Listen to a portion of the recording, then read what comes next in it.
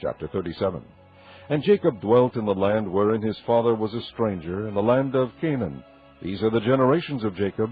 Joseph, being 17 years old, was feeding the flock with his brethren, and the lad was with the sons of Bilhah, and with the sons of Zilpah, his father's wives, and Joseph brought unto his father their evil report.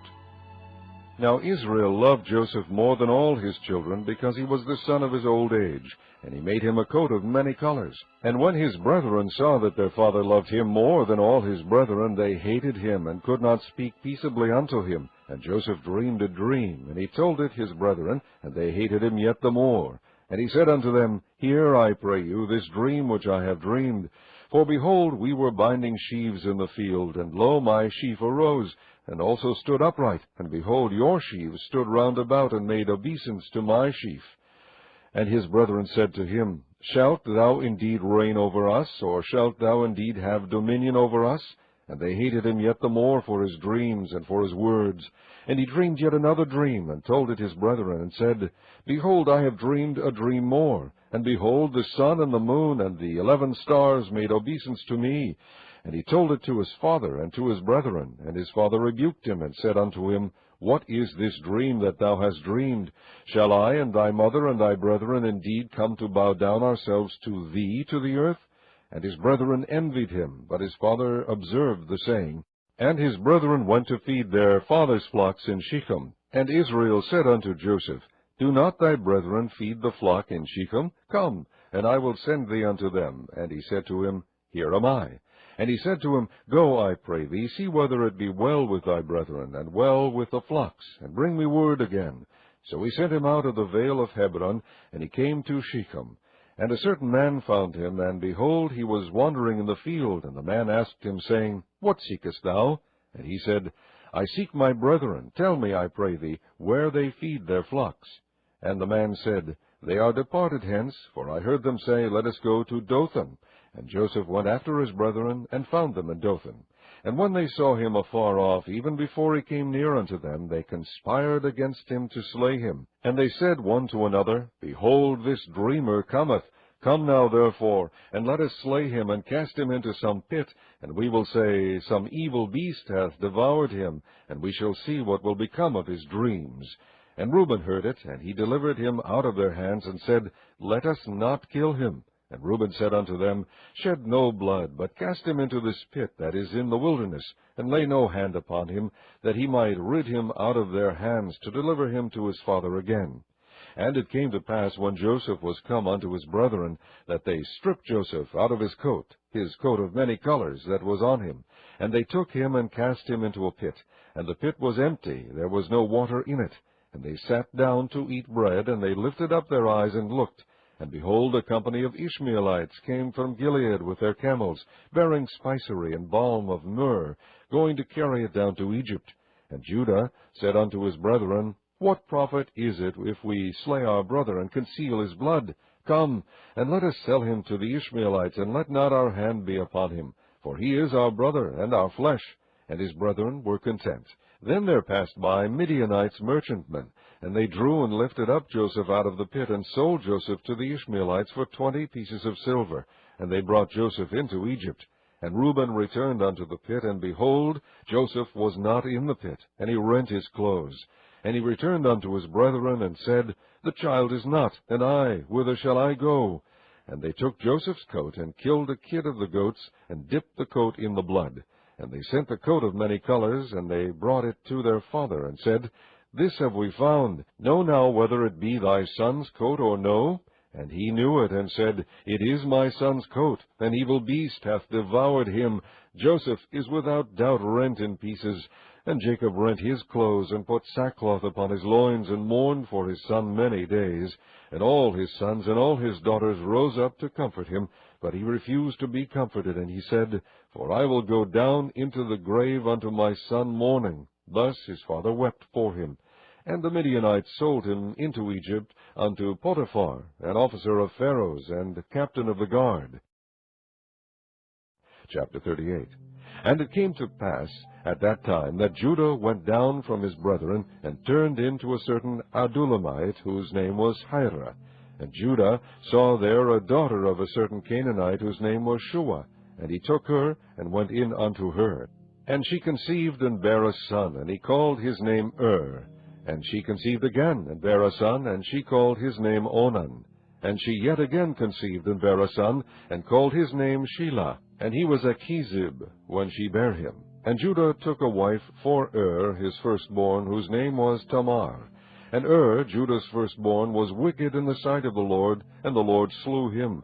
And Judah said unto Onan, Go in unto thy brother's wife, and marry her, and raise up seed to thy brother.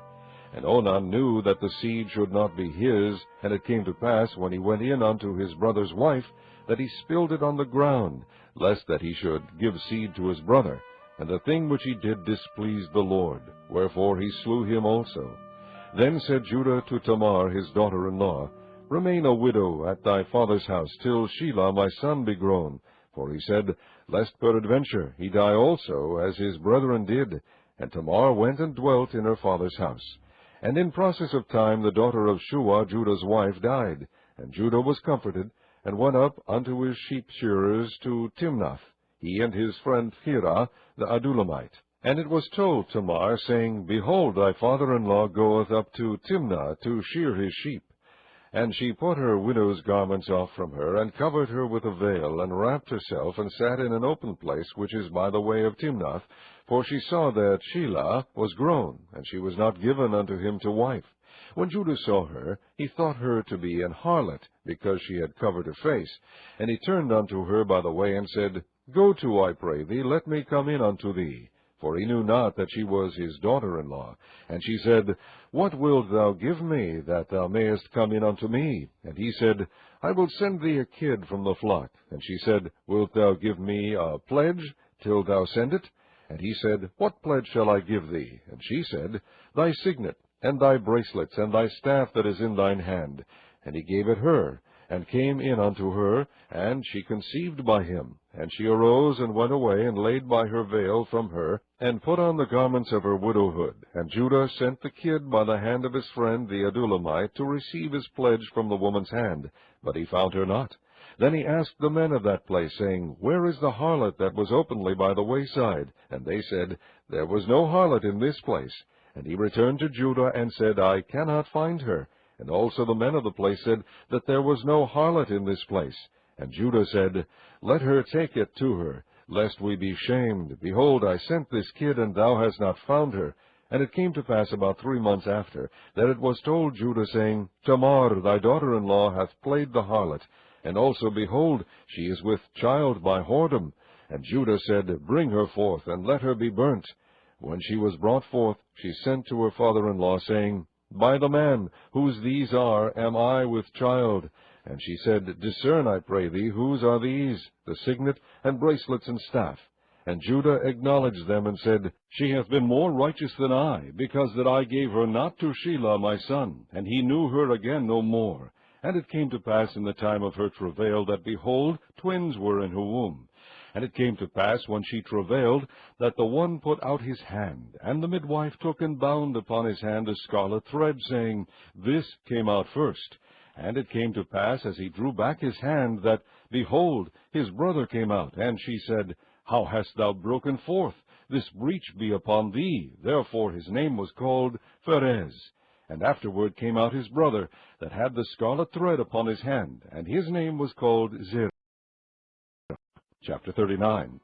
And Joseph was brought down to Egypt, and Potiphar, an officer of Pharaoh, captain of the guard, an Egyptian, bought him of the hands of the Ishmaelites, which had brought him down thither. And the Lord was with Joseph, and he was a prosperous man, and he was in the house of his master the Egyptian. And his master saw that the Lord was with him, and that the Lord made all that he did to prosper in his hand.